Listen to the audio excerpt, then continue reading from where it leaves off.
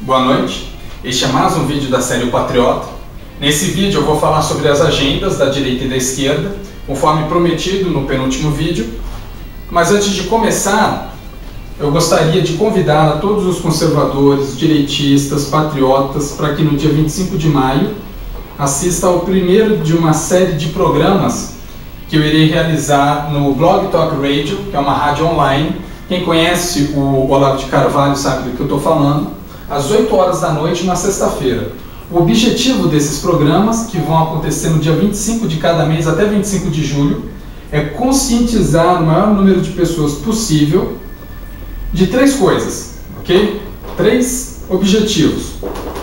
O primeiro, alertar para o atentado do aeroporto de Guararapes, ok? Conscientizar o maior número de pessoas do atentado do aeroporto de Guararapes, que aconteceu justamente no dia 25 de julho de 1966.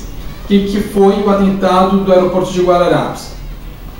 Foi um ataque terrorista promovido por uma organização terrorista chamada Aliança Popular, liderada por um padre chamado Alípio de Freitas, e da qual o José Serra fazia parte. Ok? Eu vou falar mais adiante as relações do PSDB com a esquerda, mas basicamente esse atentado ao aeroporto de Guararapes aconteceu no dia 25 de julho de 66 e ele foi importante na escalada de agressividade dos terroristas contra a sociedade brasileira. Ele deixou 2 mortos, 14 feridos e dentre os feridos uma criança. Ok? Uma outra frente de conscientização é relativa à história do Brasil. Os militares, nós militares, eu sou militar da reserva e em 31 de março de todos os anos é comemorada a Revolução Democrática de 64, ok? Ou então a Contra-Revolução de 64. Existem vários argumentos, existem vários registros de jornais onde a sociedade civilizada pedia o apoio dos militares para resolver um problema que estava se tornando muito grave na sociedade brasileira. Então, o primeiro objetivo é esse, alertar do atentado do aeroporto de Guararapes e a história da Revolução Democrática de 1964. O segundo objetivo vai ser reunir o maior número de sugestões. Ok? Se você for patriota, direitista, conservador, mande sugestões de como nós da direita podemos nos organizar para fazer frente, para combater esse avanço comunista que o Brasil vem sofrendo ao longo dos últimos anos. Então é o segundo objetivo. E o terceiro objetivo é que quando a gente consegue espaço nesse meio, o Blog Talk Radio, vem junto com uma série de outros benefícios. Eu consegui 2 horas por dia, só que eu não tenho como preencher todo esse horário. Eu já conto com a ajuda de membros da Resistência Nacionalista lá em São Paulo. Entretanto, ainda vai ser necessária a ajuda de outras pessoas para poder preencher esse tempo. Então, se você quer, de graça, não vai precisar pagar nada. Você vai ter 2 horas por semana, mas precisa ter um programa de conteúdo. Então, mande seu currículo, mande uma ideia, a ideia do programa que você quer fazer, que a gente vai discutir tudo nesse programa no dia 25 de maio de 2012. Ok? Pois bem, dando continuidade ao vídeo, antes de falar sobre as agendas de uma forma mais objetiva, eu vou contar um pequeno caso. Todos sabemos que o PSDB é um partido de esquerda. O Fernando Henrique, já em entrevistas, declarou que o PSDB não tem nada a ver com a direita. Ele se declara um homem de esquerda. José Serra, como eu já disse, fazia parte da Aliança Popular, a mesma cujo líder promoveu o ataque ao aeroporto de Guararapes, que matou 2 pessoas e feriu outras 14. É um partido de esquerda, sim, não tenham dúvidas disso, e vocês vão ver como ele segue a agenda da esquerda. Mas sabendo que o PSDB é de esquerda e que a Veja tem um editorial, tem em seu editorial um dedo do PSDB, é de se esperar que a Veja tenha reportagens e jornalistas que defendem a agenda da esquerda. Ok? Sabendo isso, por exemplo, a crítica de cinema é uma velhinha que ela faz crítica de filmes dos filmes que estão estreando nos cinemas. Eu me lembro de ter visto uma crítica dessa senhora, em que ela faz críticas extremamente positivas para um filme que, na minha opinião, é um lixo, e na opinião de muita gente que eu já conversei, também é um lixo, que é o Ensaio sobre a Cegueira. O Ensaio sobre a Cegueira é um livro, surgiu como um livro do José Saramago, que é um comunista, e já o livro era uma porcaria. O filme ficou pior ainda. Mas ela, defendendo a sua agenda da esquerda, fez críticas extremamente positivas a um filme que é um lixo, que é uma porcaria.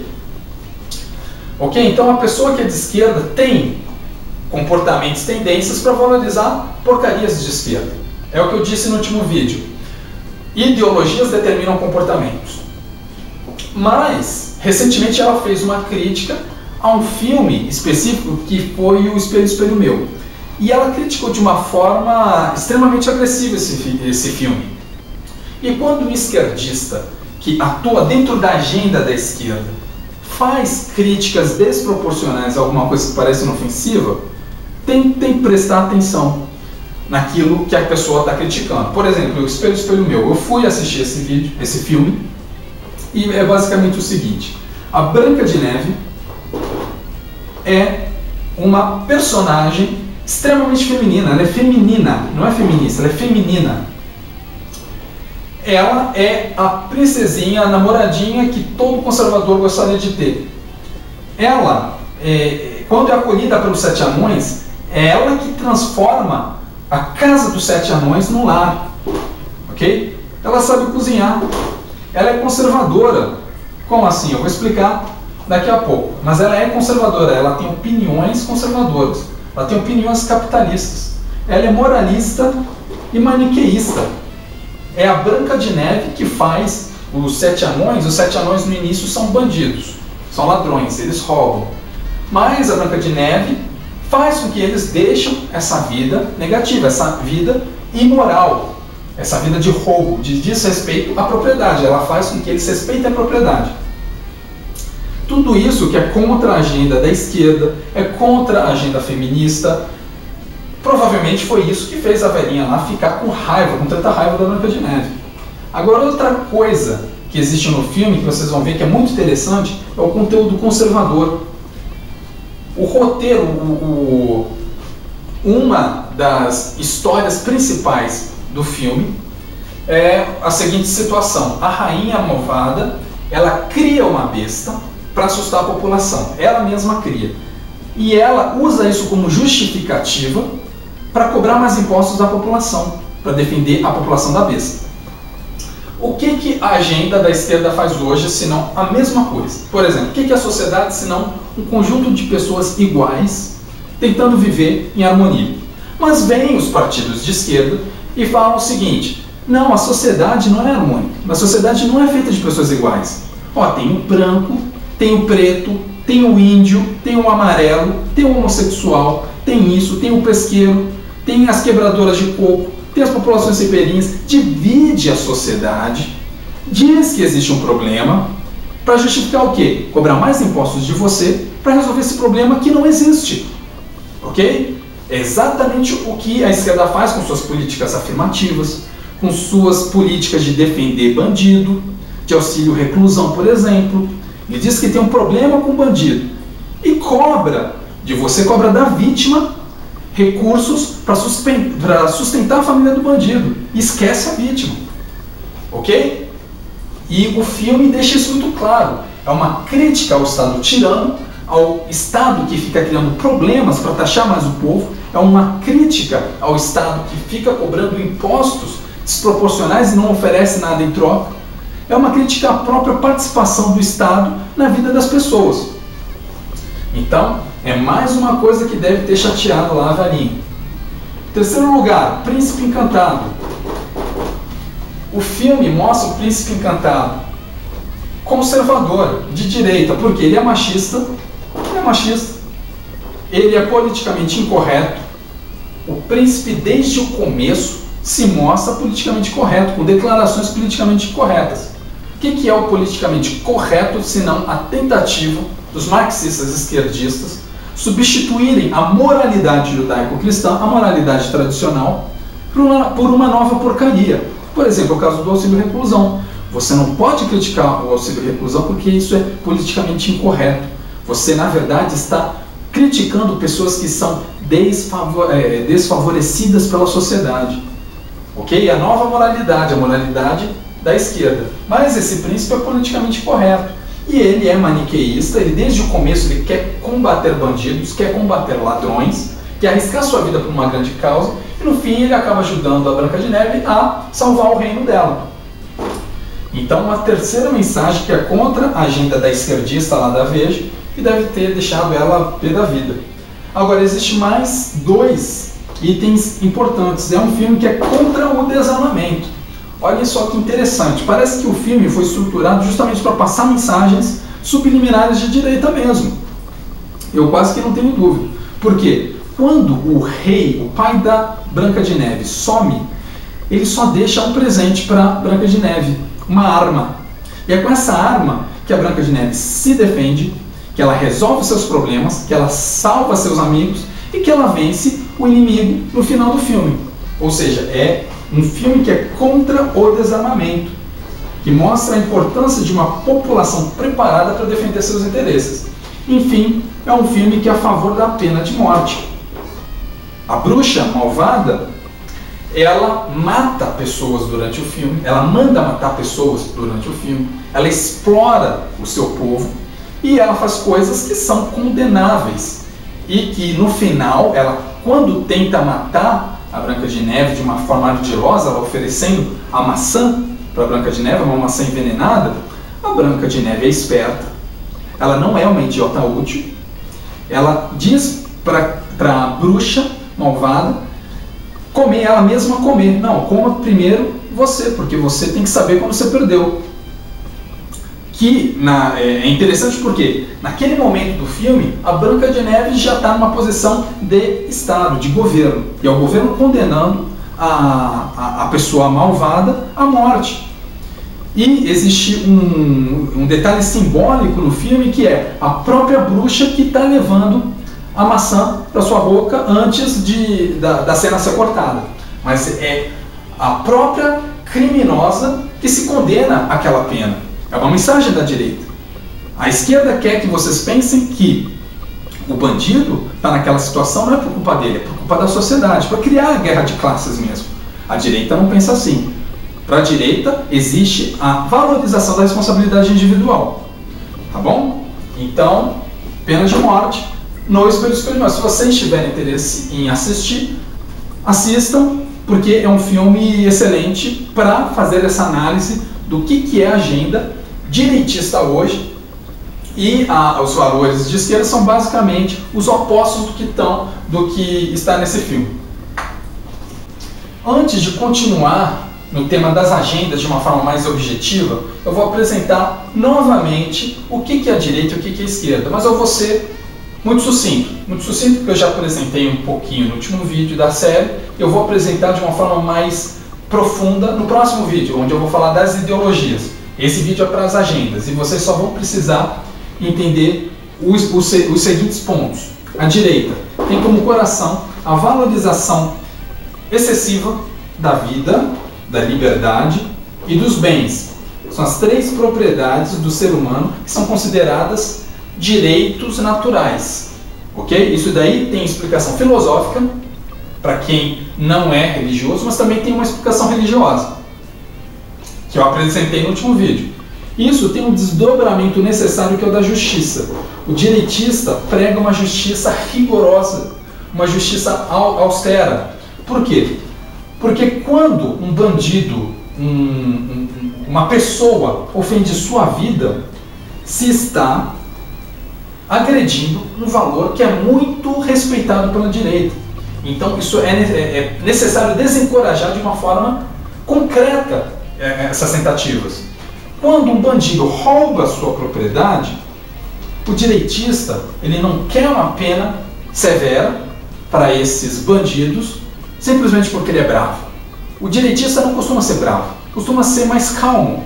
Se vocês forem comparar as manifestações de direita com as manifestações de esquerda, vocês vão entender. Por exemplo, recentemente esquerdistas fizeram protestos onde um bandidinho lá cuspiu no rosto de um senhor. A esquerda, quando se mobiliza, ela pratica atos de vandalismo, ela pratica atos de violência. É da esquerda. E eu vou mostrar por quê. Está na ideologia da esquerda ter raiva, ter inveja, ter cobiça. Mas a direita, quando pede penas mais severas para quem rouba, por exemplo, é porque está com raiva da pessoa. Mas por quê? Sem bens, ou então com menos bens, a pessoa tem menos condições materiais de defender sua vida, de proteger sua vida, que é, como eu já disse, um valor muito respeitado pela direita. Agora, tem um ingrediente, então dois ingredientes que fortalecem a direita, que é a valorização da família e da moralidade. Porque uma coisa é você querer penas severas para quem atenta contra a sua vida, contra a sua liberdade, mediante sequestro, e contra os seus bens, mediante roubo. Mas quando esses atentados são contra a vida do seu filho, contra a liberdade da sua esposa, ou então a propriedade dos seus parentes, isso daí se torna uma coisa mais concreta, mais relevante. Isso dá um sal para a direita. É claro que tem muito direitista que para aqui, que tem só esses valores e a valorização da justiça, porque é um desdobramento natural do coração da direita. São os libertários. Mas agora, a direita completa envolve também esses dois valores, a família e a moralidade.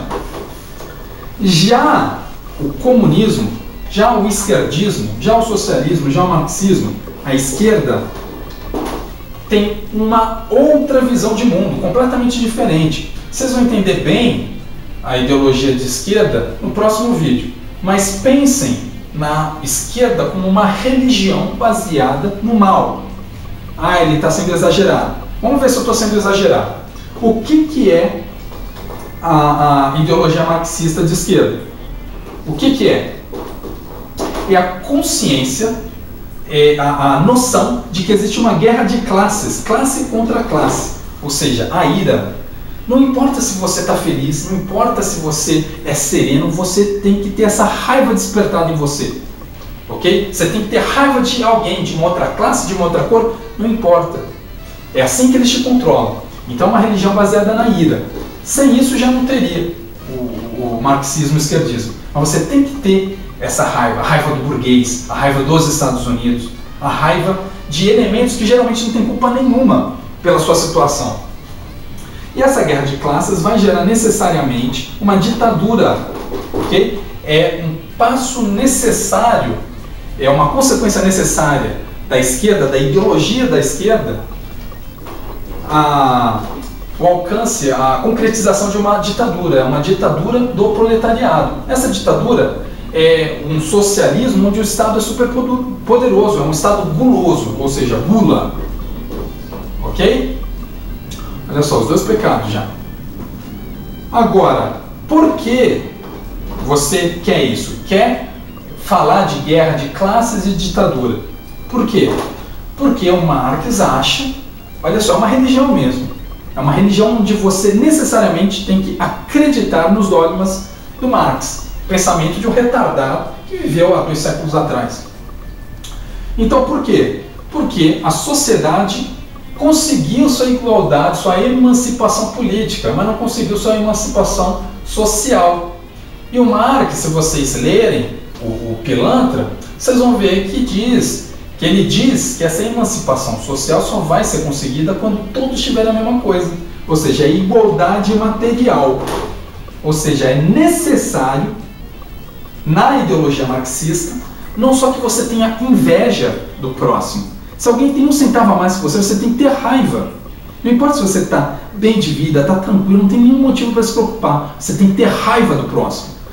Se o cara conseguiu uma casa, 5 carros, um iate, por trabalho duro, porque se esforçou, você tem que ter raiva disso, você tem que ter inveja. Além da raiva, você tem que ter inveja dele. Mas não é só inveja que você tem que ter. Você tem que ter cobiça, você tem que ter a disposição de fazer coisas para conseguir aquilo dele. Esse é um dos centros da ideologia marxista, da teologia marxista. Você tem que ter inveja e tem que ter cobiça. Você tem que cobiçar o que é do próximo. ao ponto de querer se apropriar daquilo que não te pertence, que você não merece. Ok? Esses são dois pontos importantes da ideologia marxista. Só que tem um como também. Como se chegar lá? Você só consegue isso se você relativizar a propriedade e o trabalho.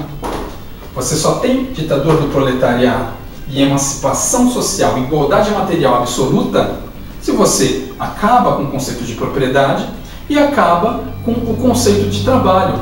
O Karl Marx escreveu que era uma função dos trabalhadores acabar com aquilo que fazia deles trabalhadores, que é o quê? O conceito de trabalho, conforme entendido na nossa sociedade. Então, e isso é programático. Com um conceito de propriedade relativizado, fica mais fácil para o Estado tirar o que é seu. Porque o que é seu não é tão seu. Entenderam como é o raciocínio? Se você relativiza o conceito de propriedade com reservas legais, com política de desarmamento, que no fim não é nada mais que dizer que você não tem direito de propriedade de coisas que podem garantir a sua defesa. E também desencorajando o trabalho. Você desencorajando o trabalho diminui a quantidade de propriedade que o Estado vai ter que se apropriar para realizar o seu grande sonho, o seu grande projeto comunista. E vai dar menos condições para a população ter propriedade para se defender do Estado. Então, é parte da agenda da esquerda desvalorizar a propriedade e o trabalho.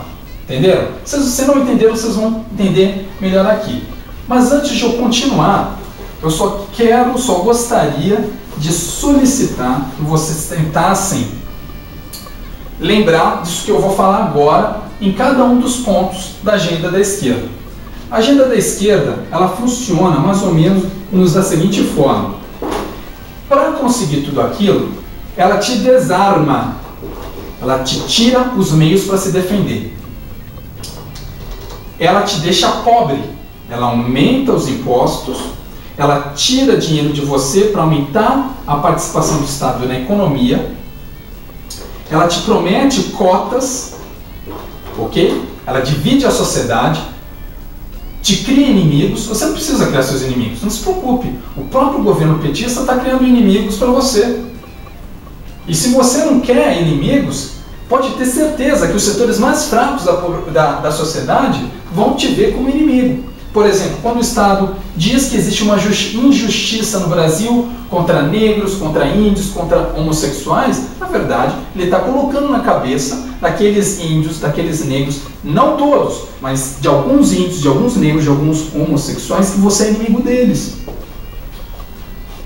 Que você, ou então seus parentes, ou então que a sociedade que se identifica com você, colocou eles naquela situação.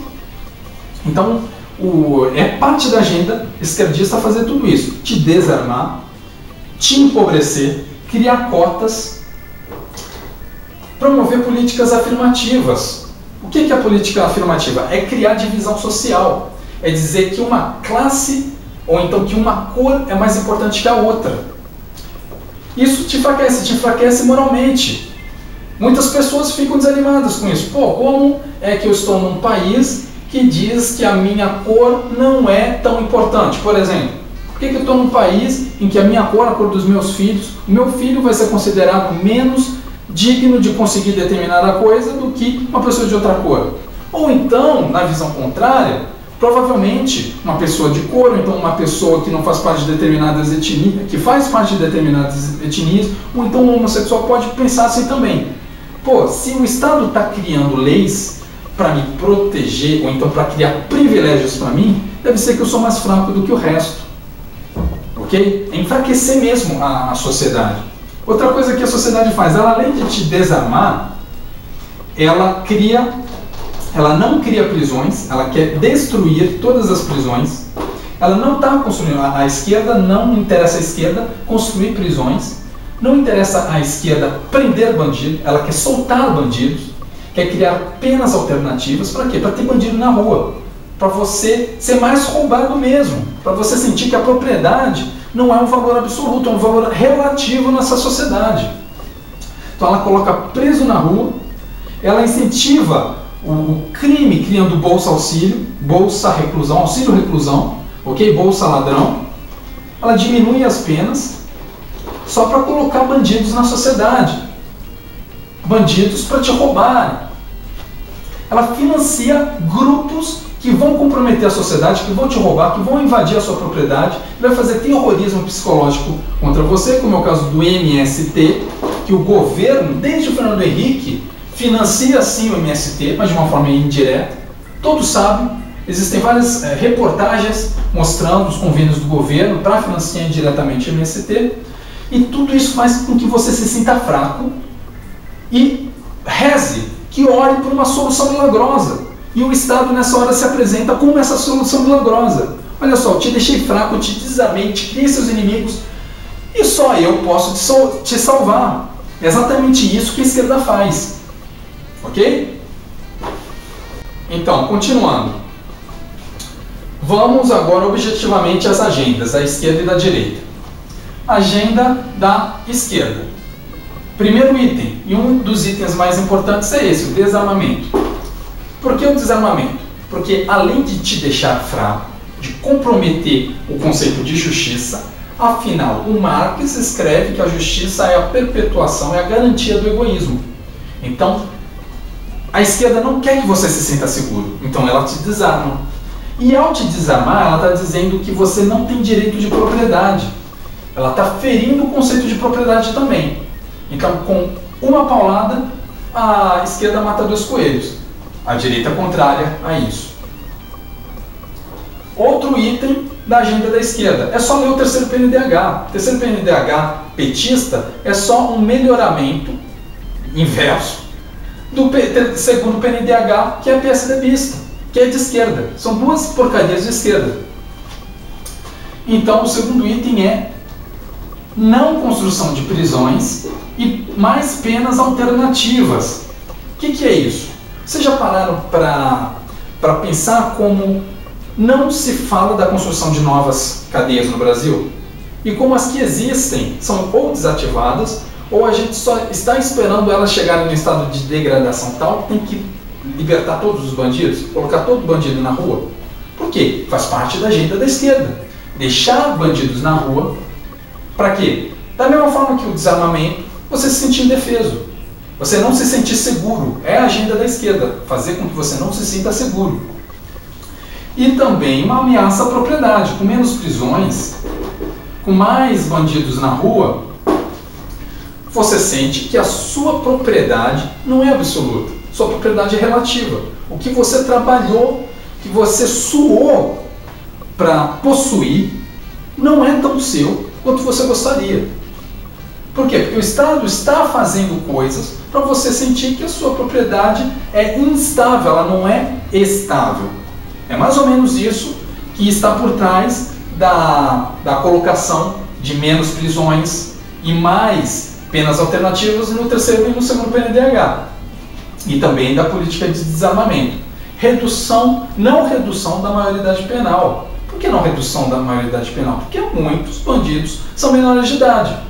E eles querem os bandidos na rua, novamente, para te fazer se sentir inseguro e para comprometer a sua propriedade. Outro item importante, MST. Ok?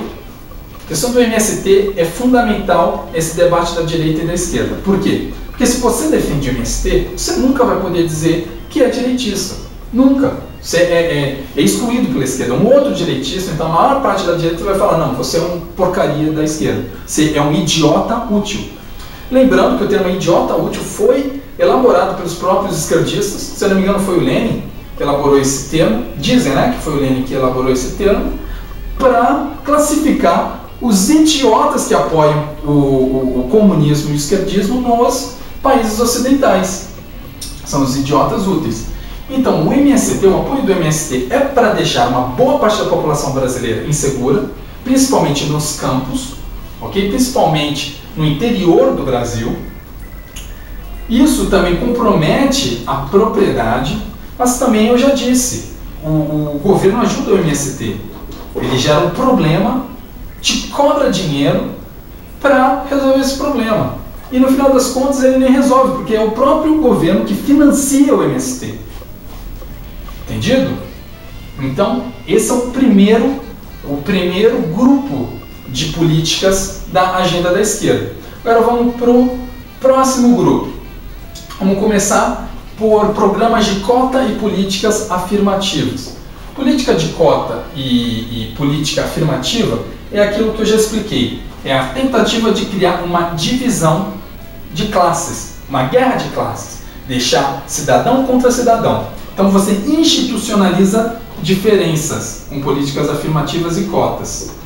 Mais do que isso, o Estado justifica de uma forma mentirosa um aumento de impostos. Para quê? Para dar para o negro, para dar para o índio, para dar para o homossexual, para dar para populações ribeirinhas, para dar para o pescador, para dar para todo mundo que apoie essa agenda nojenta da esquerda.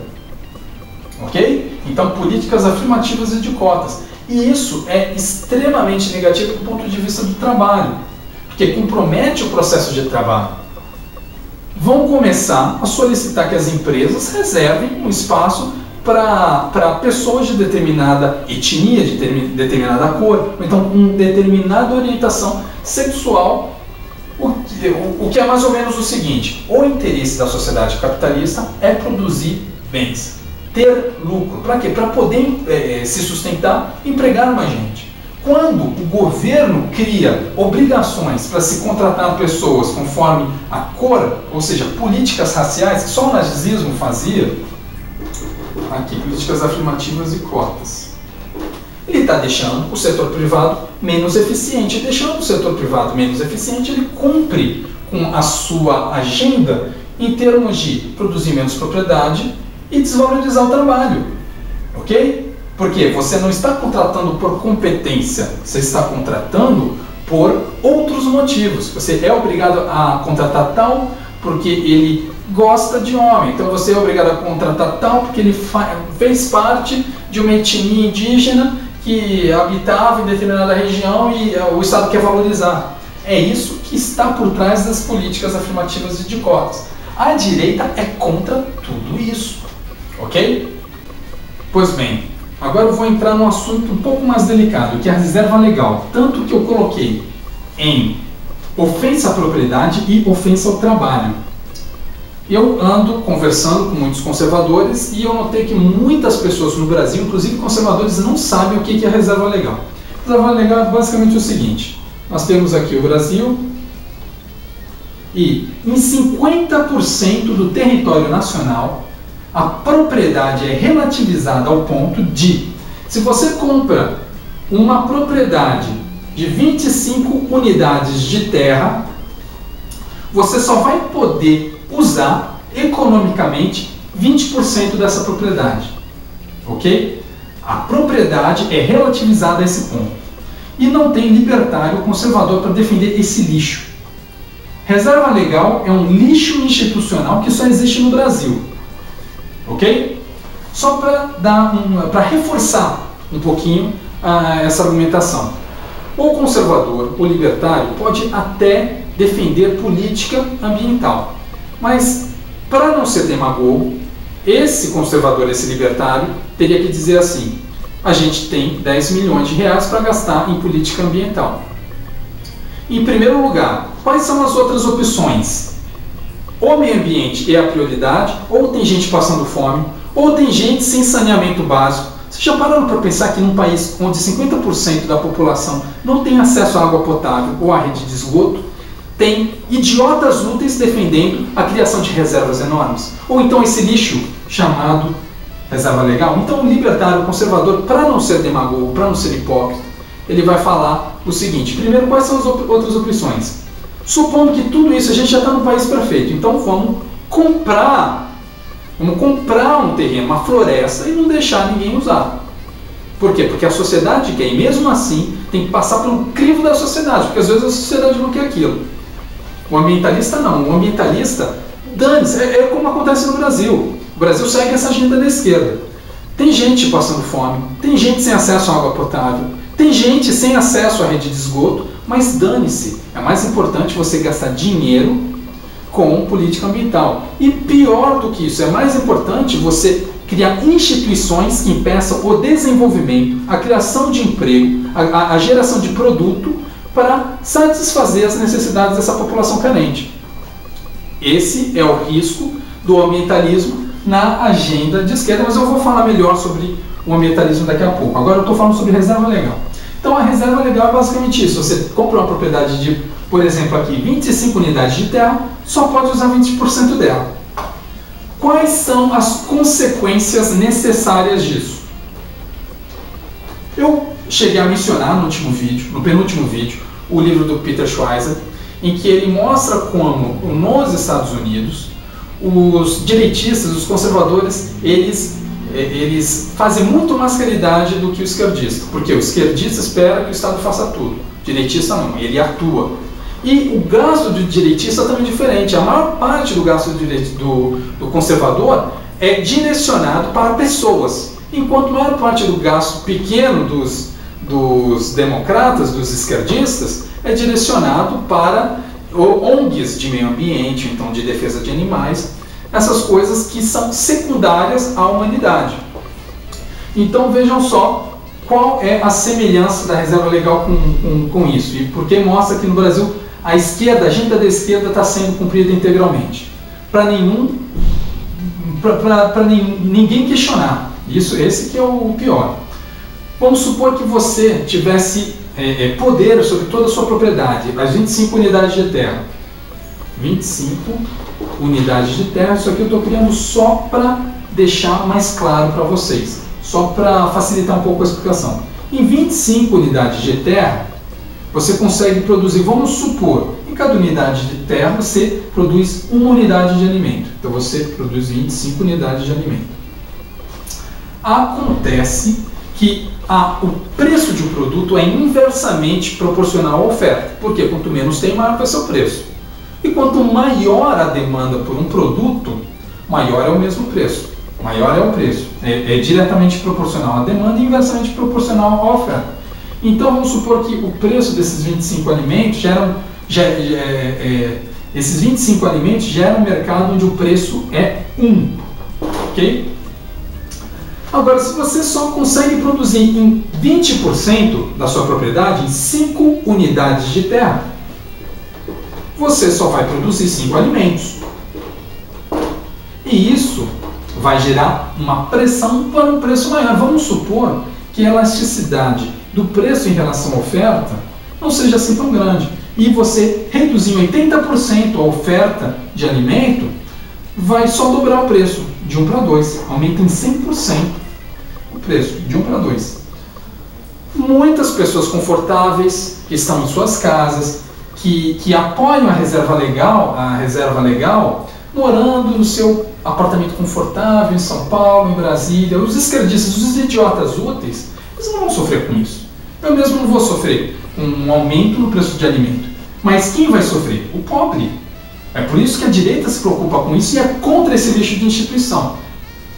Sem contar que ele afeta a questão da propriedade. Então, aumenta o preço. Maior preço, mais fome. Com mais fome, o que eu já expliquei, a sociedade fica mais revoltada, existe uma maior pressão por guerra entre setores, uma pressão que não existiria sem o lixo da política de esquerda, e vai ter mais pessoas pedindo intervenção do Estado para resolver problemas que poderiam ser perfeitamente resolvidos pela sociedade civil. Agora, de outro lado, ou seja, é uma agressão à propriedade aqui, ó, primeira coisa, reserva legal, agressão à propriedade. Segundo detalhe, com 25 unidades de terra, você consegue empregar 25 empregados, ok? Com 5 unidades de terra, você só tem 5 empregados. Então você tem que pensar, o Brasil está confortável assim em relação a desemprego para sustentar um lixo de legislação que em outros países seria até inconstitucional. No Brasil deveria ser inconstitucional. Eu acho que se a pessoa, se houvesse juristas ou então ministros no Supremo não esquerdistas, ou então não precisa ser nem não esquerdista, pode ser esquerdista, mas honestos, filosoficamente honestos, isso não existiria. Isso daí já teria sido rechaçado faz tempo. Mas infelizmente o Brasil está cheio de idiotas úteis. Então você tem uma população que sofre com desemprego, reserva legal, que vai agredir sua propriedade e vai ter menos trabalho. É simples assim. Então por isso que a esquerda é a favor das reservas legais e o direitista, o conservador, não é. Agora continuando com políticas ambientalistas. Política ambientalista da mesma forma. Afeta a questão da propriedade, afeta a questão do trabalho. Mas como? Vejam só, Belo Monte. Belo Monte não é nada mais do que a geração de mais energia por meio da construção de uma grande usina hidrelétrica.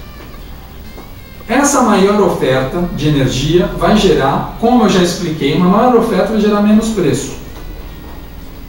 Quem vai se beneficiar com isso? Principalmente o pobre, as pessoas onde uma redução de, não sei, 5% na conta de luz é relevante. Então o pobre vai se beneficiar, mas também vai gerar mais trabalho, porque o custo da produção vai ser mais barato. Com o custo de produção mais barato, o capitalista, o empresário, o livre empreendedor vai ter mais um motivo para contratar mais pessoas. E isso é positivo, porque vai estar dando motivo para as pessoas trabalharem e gerar mais propriedade. Tudo que a esquerda é contra. Então não é à toa que ser contra Belo Monte é coisa de esquerdista, é coisa da agenda de esquerda, não é da direita. Ok? Sem contar que todas essas políticas, se vocês estudarem um pouquinho, vocês vão ver que existem uma série de projetos para melhorar a infraestrutura do norte do Brasil, que é a seção do Brasil que é menos fiscalizada, que tem menos contato, com o resto. Para quê? Para deixar desamparado mesmo aquela parte. Então, por exemplo, a BR-163, a hidrovia Araguaia-Tocantins, a hidrovia Paraná-Paraguai, no Rio Paraguai, que era a intenção de criar uma hidrovia que escoasse os produtos lá do norte para o sul, e inclusive para o Mercosul, e que a esquerda insiste em frustrar. Por quê? Porque isso daí ia gerar uma pressão desenvolvimentista que ia valorizar demais a propriedade e gerar muito trabalho. Ok? Então essas são as consequências da política ambientalista de esquerda. Não é à toa que o ambientalismo hoje é conhecido como o novo comunismo. O novo comunismo hoje é o ambientalismo. Pois bem, para terminar, eu gostaria só de reforçar esse aspecto importante da agenda da esquerda, que é, a agenda da esquerda é criar uma sociedade desarmada, ok? Pessoas sem condição de defender a sua vida, a sua família, sua propriedade e sua liberdade. Uma sociedade cheia de bandidos na rua, ok? Com menos prisões, menos penas. Terceiro PNH, vocês vão ver tudo isso. E a agenda da esquerda manifestada. E o segundo PNH também. O segundo PNDH foi aprovado, foi otorgado lá pelo Fernando Henrique Cardoso, que também é de esquerda, como eu já expliquei. A esquerda não só quer te desarmar e colocar bandido na rua, ela também quebra a sua moral te explorando com mais impostos, criando problemas que não existem, como por exemplo a questão da divisão social, e te cobrando impostos para resolver esse problema, para dar cota para quem tem perfeitas condições de ganhar o mesmo recurso com seu próprio esforço. Ok? Então, maior imposto, colocando maior governo na economia, ou seja, desencorajando as liberdades individuais, quebrando sua moral também como? Dizendo que você é menos importante. O que eu estou falando? De políticas de cota. A política de cota é dizer que o negro, o índio, o homossexual, eles são menos capazes. Por isso que eles precisam de ajuda do Estado. Isso daí faz tanto com que quem não é negro, índio e homossexual se sinta desencorajado, se sinta chateado, quanto os próprios negros, índios e homossexuais bons, que sabem que porcaria é essa? Por acaso o governo está institucionalizando que eu sou menos que eles, que eu preciso de uma atenção específica? Então, políticas de cotas e políticas afirmativas. O governo te fode financiando movimentos como o MST, ok? MST, coloca bandido nos campos para roubar a sua fazenda, te torturar psicologicamente, agredir sua família e te tira os meios para se defender. Aqui, menos política de desarmamento. Ou seja, o governo prepara todo o caminho para você se sentir fraco. O governo quer que você se sinta fraco, quer que você sinta que você não consegue viver sem o governo, não consegue produzir bens, recursos para se sustentar sem ele, e para criar justamente pessoas que fiquem desesperadas. Olha só, para ter uma ideia de como isso é grave, o governo coloca bandido na rua e ao mesmo tempo dá um auxílio reclusão, ajuda o bandido, a família do bandido. Você, por exemplo, perde sua esposa, então perde seu filho. O bandido vai preso. O filho do bandido vai estar ganhando dinheiro. Agora, o filho que ficou desamparado, a esposa que ficou desamparada, não, né? Então a esquerda quer realmente quebrar sua moral, quer te desarmar, quer te enfraquecer, quer dizer que o Estado é importante, quer dizer que não existe diferença entre comunismo e capitalismo, não existe diferença entre direita e esquerda. Para quê? Para te confundir. Para você não ver que a solução contra essa merda, contra esse lixo, está aqui. É você negar essa porcaria. Pelo menos boa parte disso. Pelo menos boa parte disso. Então, vou terminar o vídeo fazendo um convite às pessoas de bem, aos conservadores, aos direitistas, até aos libertários, que participem desse programa, dia 25 de maio, onde vão ser discutidos 3 assuntos específicos. O primeiro, o que foi a Contra-Revolução de 64, porque o Exército conhece como a Revolução Democrática de 64. A segunda intenção é unir ideias, unir opiniões e sugestões de pessoas que já pensaram nesse assunto, do que a gente pode fazer para evitar um golpe de esquerda, um golpe comunista que está sendo orquestrado no Brasil aos mesmos moldes de 64. Da mesma forma que foi tentado em 35, entre 23 e 27 de 35, de novembro de 1935, a intentona comunista. Em terceiro lugar, eu vou selecionar, pelo menos provisoriamente, porque outras pessoas podem mandar posteriormente suas ideias de programas, para ter 2 horas, olha só, de graça, 2 horas por semana no blog Talk Radio. O nome do canal vai ser o Patriota. Eu ainda não vou colocar o link, eu vou colocar no próximo vídeo. Mas se você quer participar, mande suas sugestões. Ou então, se você quer só escutar, quer participar, quer criticar, também ouça. E eu espero vocês lá, 25 de maio, 8 horas da noite, uma sexta-feira. Tá bom? Então, muito obrigado e até o próximo vídeo.